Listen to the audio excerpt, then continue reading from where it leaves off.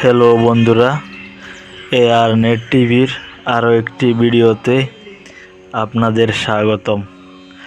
আজকে দেখাবো যারা বাজরিগার পাখি পালন করেন তারা এই বাজরিগার পাখির খাবারের পাশাপাশি আরও বিভিন্ন ধরনের খাবার দিতে পারেন।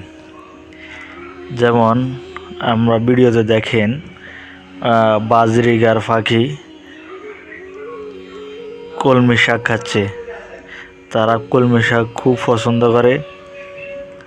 আপনারা যারা বাজরিগার পাখি লালন পালন করেন তারা কলমি শাক খাওয়াইতে পারেন। কলমি শাক ছাড়াও অন্য অন্য যেই শাকগুলো আছে এগুলা বাজরিগার পাখি খায়।